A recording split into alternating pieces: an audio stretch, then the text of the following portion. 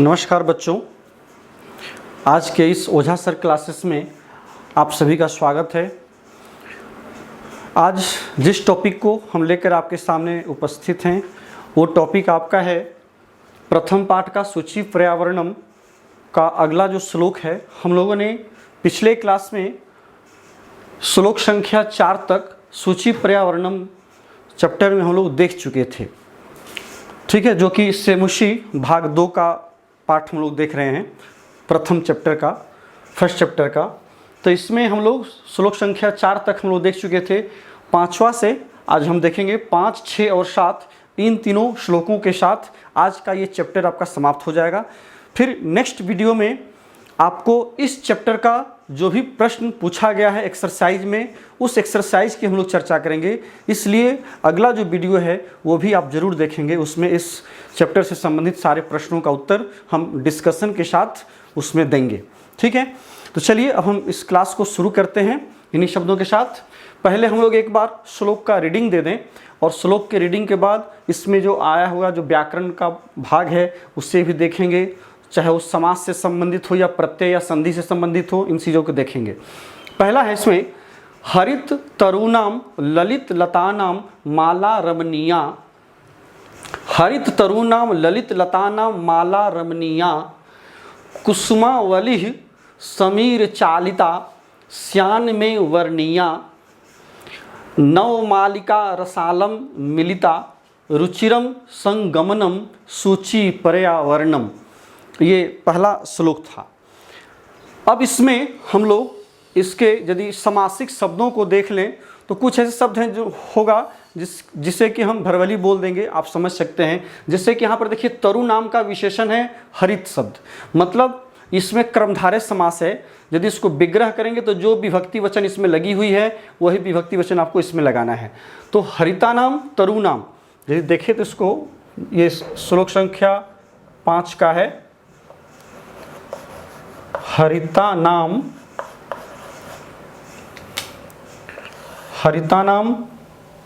तरु नाम, तरु कहते हैं वृक्ष को, तरु नाम, हरिता नाम तरु नाम। ये हो गया षष्ठी, कर्मधार है।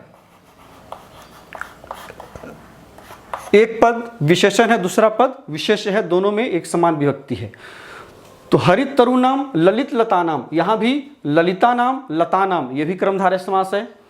माला रमणीया, इसका यदि अर्थ हम देखें तो कहता है कि हरे भरे तरुओं के, तरु कहते हैं वृक्ष को, तो वृक्षों की, और क्या, हरे भरे वृक्ष की, और साथ ही साथ ललित लता नाम, जो वहाँ पर हरे भरी, जो ललित मतलब सुंदर, जो सुंदर लताएं हैं, इन सभी की जो मालाएं हैं, मालाएं से मतलब पंक्तियां, श्रृंखलाएं, ये सभी बहुत ही रमणीय है, बड़ा ही मन को रमा देने वाला है। रम धातु से यहाँ अनियर प्रत्यय लगा है स्त्रीलिंग में, तो हो गया रमणीय, रमा देने वाला, रमा देने योग्य, ठीक है। तो हरे भरे वृक्षों की जो, और न केवल हरे भरे वृक्षों की बल्कि सुंदर लताओं की जो श्रृंखलाएं हैं, जो मालाएं हैं, जो पंक्तियां हैं, वो मन को रमा देने वाली हैं। साथ ही साथ कुसुमावली, कुसुमावली, कुसुमा नाम अवली, इसमें यदि संधि विच्छेद करिएगा तो हो जाएगा कुसुम जोड़ अवली। इसको हम लोग बाद में लिख लेंगे, पहले इसके बाद इसके अर्थ को देख लेते हैं। तो कुसुमावली फूलों की जो पंक्ति है, अवली का भी अर्थ है पंक्ति, तो फूलों की जो पंक्तियां हैं वो क्या है, कहता समीर चालिता। समीर, समीर कहते हैं वायु को, हवा को, और चालिता मतलब जो चलाई हुई है, मतलब हवा से चलाए हुए फूलों की जो पंक्तियां हैं वो वास्तव में वर्णिया स्यात्, में वर्णिया स्यात्, वास्तव में मेरे लिए वो वर्ण करने योग्य है, वास्तव में मुझे उसे चुनना चाहिए। चूँकि इस प्रकार का जहाँ की फूलों की पंक्तियां हैं और वहाँ पर मंद मंद हवाएं बह रही हैं, और उन मंद मंद हवाओं के द्वारा जब वो फूलों का संपर्क करके जब हमारे तक वो हवाएं पहुँच रही हैं तो हमारे लगता है कि वहीं हम वैसे ही वातावरण का हम वर्ण कर लें, चुनाव कर लें, वहाँ से हम कहीं और न जाएं, ठीक है। यहाँ पर प्राकृतिक सौंदर्यता का वर्णन है। दूसरा है नेक्स्ट इसमें लाइन, कहते नौ मालिका रसालम मिलिता, रसालम मिलिता नौ मालिका, यदि अन्वय करेंगे तो हो जाएगा रसालम मिलिता। रसालम कहते हैं आम्रम, रसालम आम के पेड़ को कहते हैं, है ना, रसालम आम्रम। कहता आम के साथ मिली हुई, मिलिता, आम के साथ मिली हुई जो नवमालिका की जो पौधा है, अर्थात नवमालिका कहते हैं चमेली को। तो इन दोनों का जो संगमनम, दोनों का जो संगम है, जो मिलन है, वो बड़ा ही रुचिरम, बड़ा ही सुंदर दृश्य को उपस्थापित कर रहा है। कहने का मतलब है, आपने संस्कृत साहित्य जगत में आप यदि देखेंगे तो आम के पौधे का और नवमालिका का जो वर्णन है वो काफ़ी प्रसिद्ध है। दोनों का अगर कहें तो दोनों का जो संगम देखा जाता है, दोनों का जो मिलन होता है आम के साथ नवमालिका का, वो बड़ा ही आकर्षक होता है, बड़ा ही लुभावना होता है। इसलिए यहाँ भी कवि ने इस दृष्टांत को, इस उदाहरण को रखा है। कहते आम के साथ मिली हुई जो नवमालिका है, जो चमेली है, वो इन दोनों का जो संगमनम, दोनों का जो संगम है, दोनों का जो मिलन है, वो बड़ा ही रुचिरम, बड़ा ही रुचिपूर्ण है, बड़ा ही सुंदर दृश्य को उपस्थापित करने वाला है, सुंदर दृश्य को दिखाने वाला है। सो कहने का तात्पर्य ये है कि इस प्रकार का जो वातावरण है, इससे ही हमें वर्ण करना चाहिए, इसे हमें चुनना चाहिए, क्योंकि सूची पर्यावरणम, क्योंकि हमारे जीवन को सुचारू रूप से चलाने के लिए इसी प्रकार का स्वच्छ वातावरण जरूरी है, तभी हमारा जीवन आनंदमय हो सकता है। ये इस श्लोक का अर्थ था। चलिए जिसके व्याकरण भाग को यदि हम देख लें तो ललित लता नाम का विग्रह इसी तरह से हो जाएगा। रमणीया में रम जोड़ अनियर है। कुसुमावली, इसे देख लेते हैं। कुसुमावली में हो जाएगा कुसुम जोड़ अवली, संधि और समास दोनों है इसमें।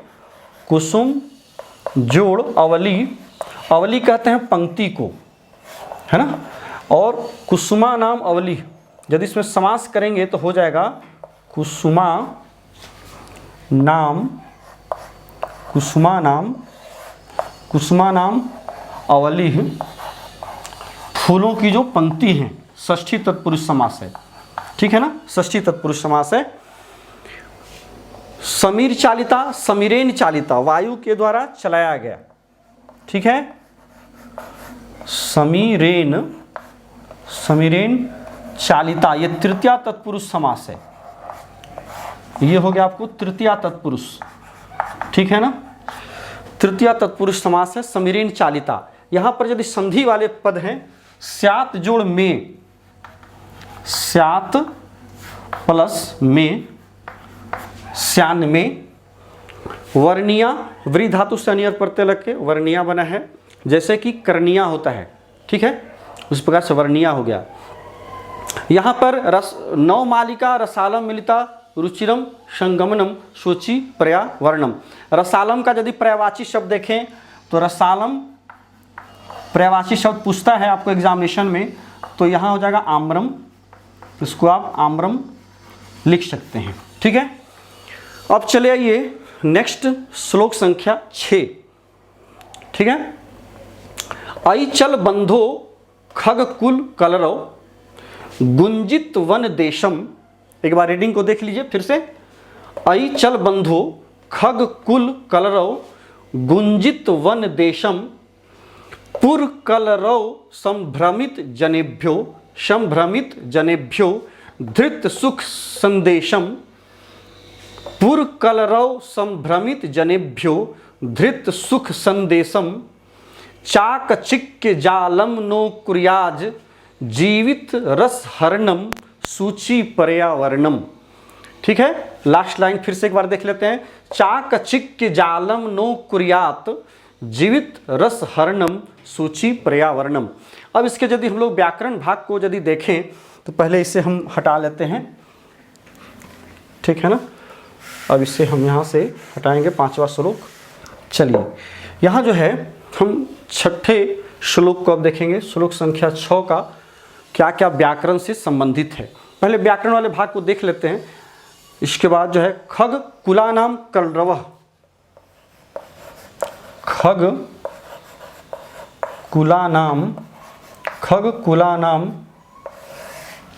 कलरवः, कलरवः, कलरव कहते हैं ध्वनि को, ये भी जो है षष्ठी तत्पुरुष समास है ना, षष्ठी तत्पुरुष समास है।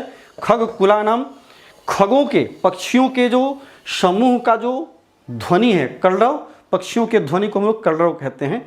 तो पक्षियों के ध्वनि का जो कलरव है, जो ध्वनियाँ हैं पक्षियों के समूह का, ठीक है ना, इसका कलरव। और क्या, गुंजित वन देशम पुर कलरव, पुरस्य कलरव, पुरस्य कलरव, ये भी षष्ठी तत्पुरुष समास है, ठीक है।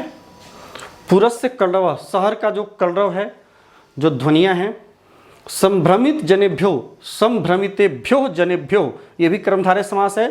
धृत सुख संदेशम, चाक चिकस्य जालम, ये हो जाएगा चाक चिकस्य, चाक चिकस्य जालम, ये भी षष्ठी तत्पुरुष समास है, ठीक है। चाक चिकस्य जालम, चकाचौंध का जाल। कुरियात जीवित रस हरणम, कुरियात जोड़ यहाँ हो जाएगा आपको कुरियात प्लस जीवित रस हरणम, जीवित रस हरणम, जीवित रस हरणम, ठीक है, सूची पर्यावरणम। यहाँ पर अब इसके अर्थ को हम लोग देख सकते हैं।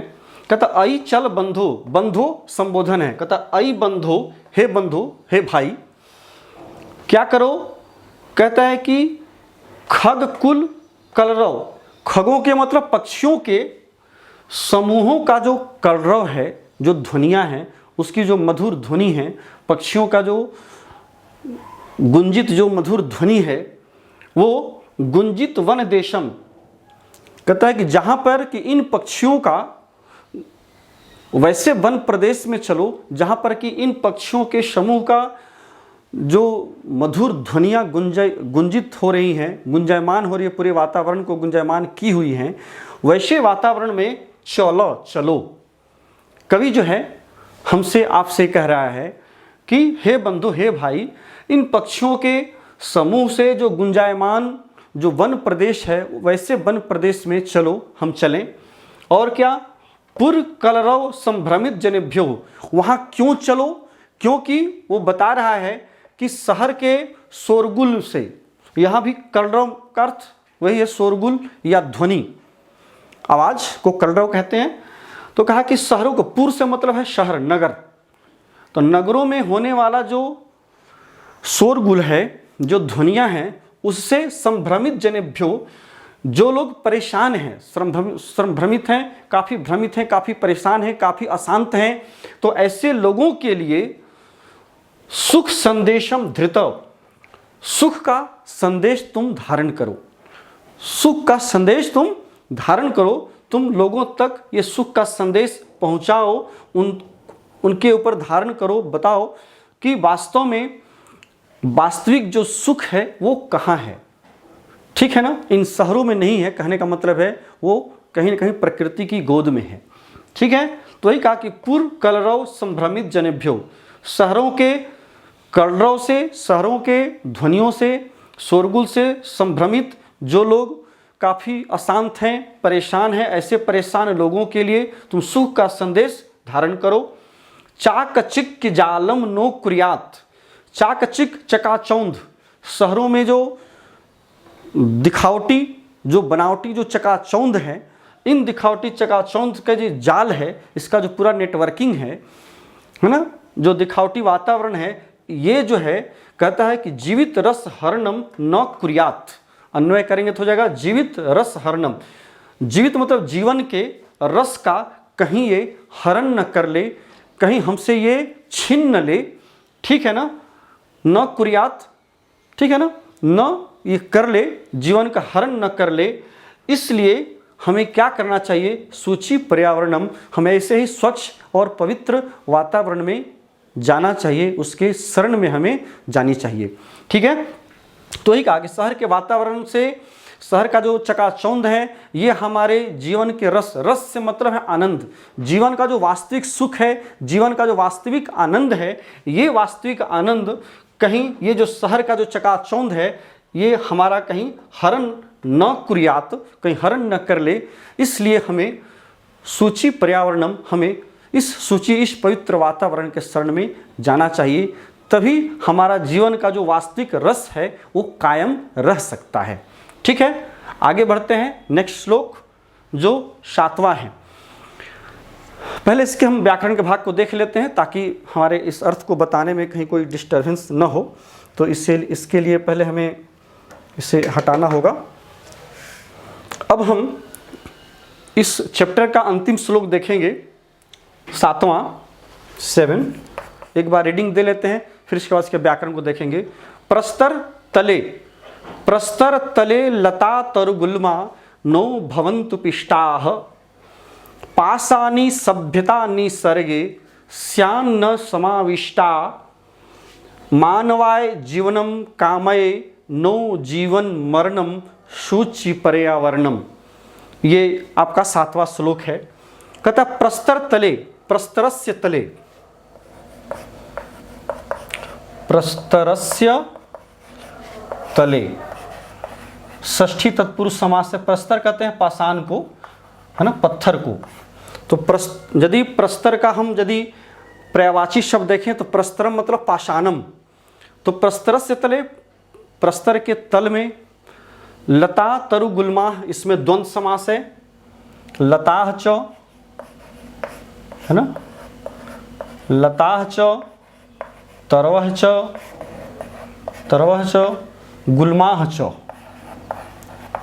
गुल्माः च, ये जो है आपका द्वंद्व समास हो गया, इतरेतर द्वंद्व, सभी पद इसमें प्रधान होते हैं। लताः तरवः गुल्माः, लताः च तरवः च गुल्माः च। ठीक है, इसके बाद है निसर्गे का यदि आप समानार्थक देखें तो निसर्गे मतलब नैसर्गिके, लिखने में निसर्गे मतलब प्रकृत्याम, प्रकृति में। ठीक है, स्यात जोड़ न,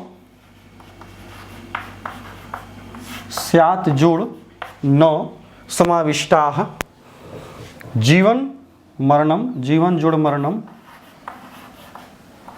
जीवन जोड़ मरणम।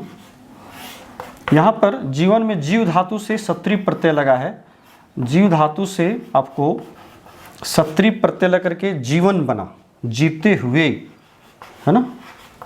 जिससे गम धातु से सत्री लग करके गच्छन बनता है, उसी प्रकार से जीव से सत्री के जीवन, जीते हुए, है ना, ये अर्थ है। अब हम इनके अर्थों को देखते हैं। प्रस्तर तले लता तरु गुल्मा, इस पत्थर के तल में लताएं, वृक्ष और जो झाड़ियां हैं, जो प्राकृतिक जो सुंदरता है, कहने का ये तात्पर्य है। पिष्टाः नो भवन्तु, नो का मतलब है नो, नो अव्यय हो गया। कहता पिष्टा नो भवन्तु, कहीं पिस न जाए, है ना।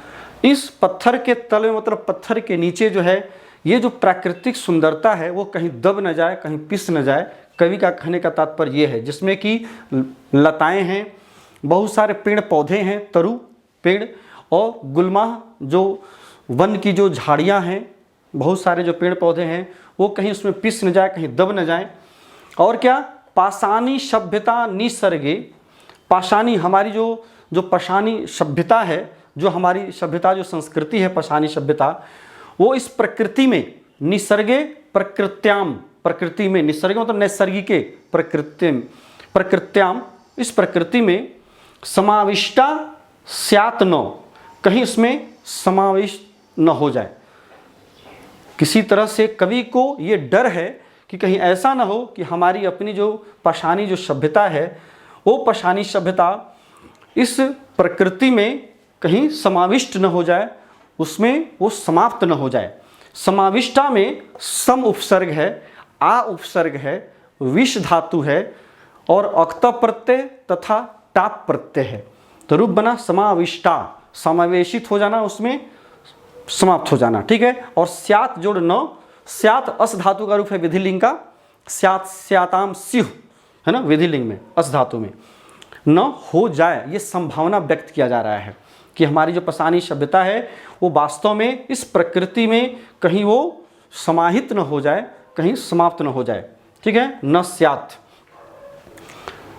कवि फाइनली क्या चाह रहा है, क्या कहना चाह रहा है कि मानवाय जीवनम कामये, इसलिए मैं मानव के जीवन की कामना करता हूं। मानवाय जीवनम, यदि इसके समासिक पद को देखें तो मानवाय जीवनम मानव जीवनम हो जाएगा।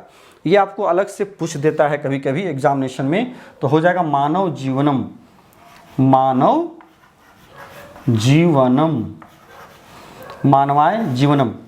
समस्त पद यदि इसका बनाइएगा, मनुष्य के लिए जीवन, इसलिए मानव के लिए मैं जीवन की कामना करता हूँ। कामय, कामना करना, इच्छा करना, ये कवि कह रहा है कि मैं मनुष्यों के लिए जीवन की इसलिए मैं कामना करता हूँ। जीवन मरणम नो, जीवन जीते हुए मैं मृत्यु की कामना नहीं करता हूँ, यही कहना है। जीवन मतलब जीते हुए, मरणम नो, मरने की मैं कामना नहीं कर रहा हूँ, मैं मृत्यु की कामना नहीं कर रहा हूँ, मैं वास्तव में मनुष्यों के लिए जीवन की कामना कर रहा हूँ। कहने का कवि का भाव यहाँ पर यह है कि कवि ये कहना चाह रहा है कि वास्तव में यदि आप इस पवित्र वातावरण की रक्षा आप नहीं कर सकेंगे तो आप जीते हुए भी मरे हुए के समान रहेंगे, क्योंकि आपका शरीर जो है वो निरोग नहीं होगा, आप स्वस्थ नहीं रहेंगे। जीवन का जो वास्तविक सुख है, जो जीवन का जो वास्तविक आनंद है, वो आप नहीं भोग सकते हैं। तो जीवन का वास्तविक आनंद और सुख तभी आप भोग सकते हैं जब इस पर्यावरण को आप सुरक्षित रखेंगे, जब आपका पर्यावरण पवित्र रहेगा, स्वच्छ रहेगा, हर प्रदूषण से रहित होगा, तभी आपका जीवन भी जो है अनेक रोगों से मुक्त होगा। ये कवि का संदेश है हम सभी के लिए।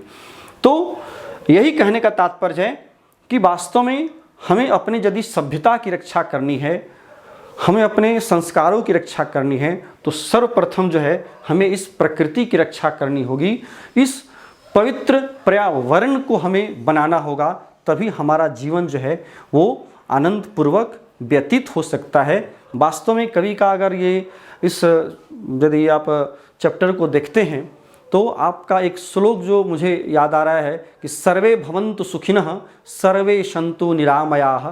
सर्वे भवन्तु सुखिनः मतलब सभी सुखी हों, और सभी कैसे हो, निरोग भी हों, है ना। सर्वे भवन्तु सुखिनः सर्वे सन्तु निरामयाः, निरोग हों।